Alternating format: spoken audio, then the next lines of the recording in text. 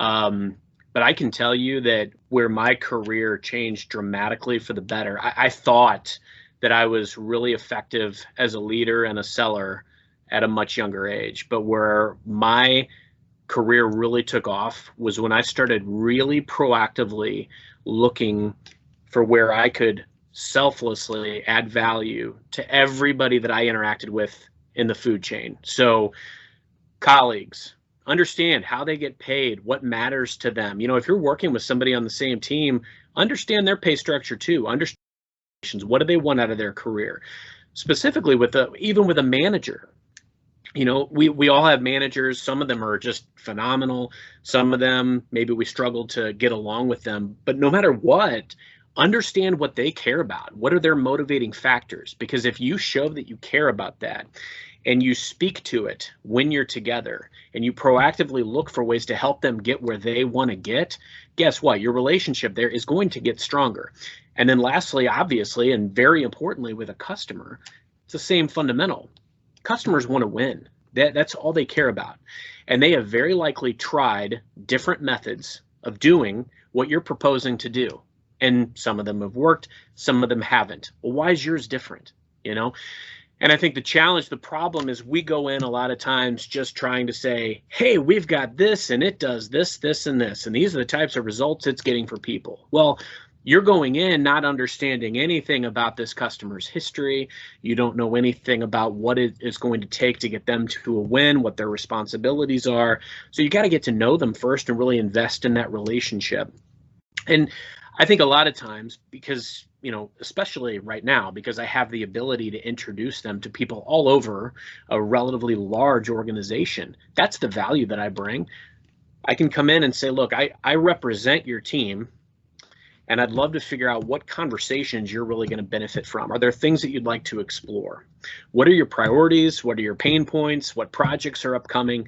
How can I really get at the heart of that and figure out, okay, where might I be able to add value? And especially even like free value. People like it when you come to the table and you say, these are resources that you're entitled to. Let me bring these to the table, because that might get you the discussion. And because you went under that pretense, you can talk about whatever you want. So deliver that value and then start asking discovery questions. Fundamentals is what it's all about. And as far as a mindset, have the mindset of being a servant, be it as a servant leader, be it as a person that is going to bring value. You are the evangelist of your brand and you're your customer's advocate. It's your job to understand what they're going through so that you can go back to your organization and tell that story internally so that you can get more resources to bring to them. That's how deals happen. Deals don't happen because you float a structure and a price that looks like a cookie cutter program. Deals happen because you figure out ways to partner and collaborate. And if you go in under a collaboration mindset and, like you said, a way to make the team work, and you also understand that even with social selling, there's no silver bullet. There's no, you just use LinkedIn and you reach out to people and things are magically going to fall into place.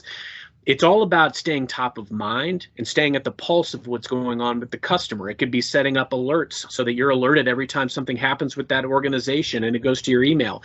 It could be subscribing to your business journals. It could be customizing your sales navigator feed so that you can see different things that happen with some of these leads, and then you act. You use that as actionable information.